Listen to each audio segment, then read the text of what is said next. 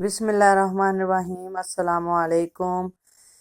कैसे हैं जी आप सब लोग? उम्मीद करती हूँ खैरियत से होंगे। आज मैं हाजिर हूँ जी, बहुत ही न्यू और ज़बरदस्त वीडियो है ये। और इस रेसिपी को आप लोगों ने ज़रूर ट्राई करना है। ये आजकल सर्दियों के मौसम में टेस्ट भी इसका लाजवाब है और फ़ायदे भी इसके इतने हैं कि अगर इसके फ़ायदे गिनवाने बैठ जाएँ तो यकीन जाने के ये वीडियो जो है ना बहुत ही लॉन्ग हो जाएगी।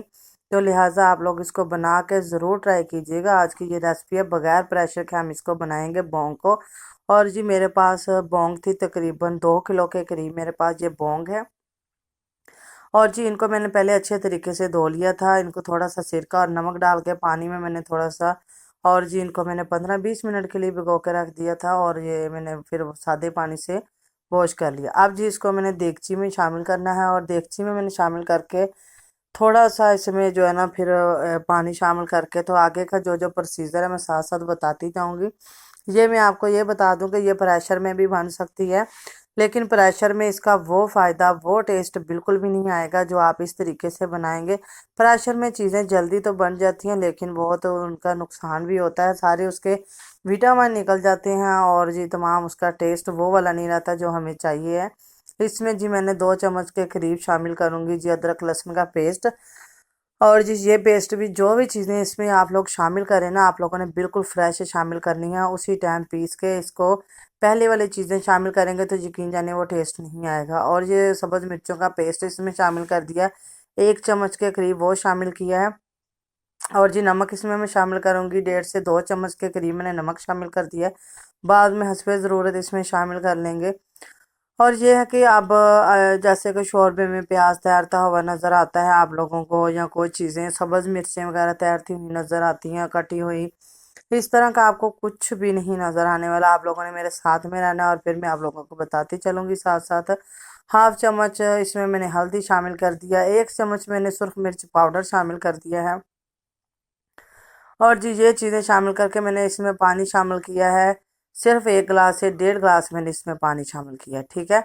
और ये शामिल करके तो इसको कवर करके हमने थोड़ी सी मीडियम फ्लेम पे रख देना है, ज़्यादा स्लो पे नहीं रखना। और बाकी के जो मसाला जाते हैं वो कब जाएंगे वो मैं आपको बताऊंगी। अभी इन्हीं मसालों के साथ इनको पकाएंगे, और आप हमारे साथ ही रहिएगा तो फिर साथ साथ बताती जाऊंगी। और प्याज मुझे डालना ही भूल गया था, वो एक साइड पे पड़ा हुआ था, तो प्याज मैंने डाल दिया उसको। जी हम लोगों ने 15 मिनट पकाया। 15 मिनट के बाद ये साबुत मसाले जो हैं इसमें हमने शामिल करना है, लौंग, सब्ज़ ये मिर्च, सॉरी सब्ज़ इलायची, 2 बड़ी इलायची और साबुत काली मिर्च शामिल करेंगे। ये शामिल करके जी हम लोगों ने इसको साथ में जायफल जावित्री का 1/4 टीस्पून पाउडर है वो लाजमी आप लोगों ने शामिल करना है इसमें। और थोड़ा सा इसमें जो है ना गरम मसाला अभी पहले ऐड कर देंगे। और जी इसको हम लोगों ने, ये देखें जी इसको भून रहे हैं हम लोगों ने। पानी खुश्क हो चुका है और ऑयल तो उन्होंने पहले ही छोड़ दिया था। ऊपर से हम लोगों ने एक से थोड़ा सा ज़्यादा, 1 कप से थोड़ा सा ऊपर कुकिंग ऑयल मैंने शामिल किया है। ये देखें जी पानी मुकम्मल ड्राई हो चुका है। और इसको जी भूनना है हमने 5 से 7 मिनट, इस तरह हमने हिलाते जुलाते हुए भून लेना है, ताकि प्याज और बाकी के जो मसाला जाते हैं वो ऑयल में अच्छे तरीके से फ्राई हो जाएं। आप देख सकते हैं कि ये अभी गले नहीं हैं, अभी इनको गलाएंगे हम। और वही तो इनका असल टेस्ट और अच्छा असल जो इनकी ताकत है उसी में तो आएगी। ये देख सकते हैं ये मैंने इसको 5 से 7 मिनट के लिए भून लिया है। जब ये 5 से 7 मिनट इनको हो जाए भूनते हुए, तो फिर जी हम लोगों ने एक बहुत ही प्यारी सी खुशबू इसमें से आने लग जाएगी। तो फिर जी हम लोगों ने इसमें क्या करना है जी, पानी शामिल कर देना है। पानी हम लोगों ने इसमें खुला शामिल करना है, तकरीबन जो है ये इसकी ये पतीली है ना जितनी, ये इसके ऊपर तक, मुंह तक इसका ना जो हम लोगों ने भर देना है इसको, और स्लो और मीडियम फ्लेम पे इसको रखेंगे पकने के लिए। अब जी इसमें मैं पानी शामिल करने लगी हूँ। बहुत ही ये ज़बरदस्त और मैं कहती हूँ लाजवाब किस्म का ये नाश्ता बनता है। कि आप लोगों का मेहमान आ रहे हो उनके लिए भी आप बनाएं, सबको बहुत ही पसंद होती है। और जी मैंने पानी इसमें खुला शामिल करके इसको पकने के लिए रख दिया था। ये तकरीबन 5 से 6 घंटे तकरीबन तकरीबन हमारी पकती रही है। और ये देख सकते हैं कि बहुत ही ज़बरदस्त ये गल चुकी है, बन के तैयार हो चुकी है।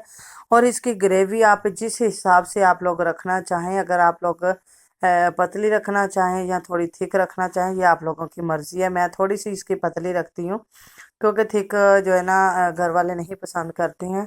तो इस वजह से ना इसको थोड़ा सा मैंने रखा है पानी इसका, ग्रेवी इसकी थोड़ी ज़्यादा रखी है। आप लोग अपने हिसाब से इसको रख लीजिएगा।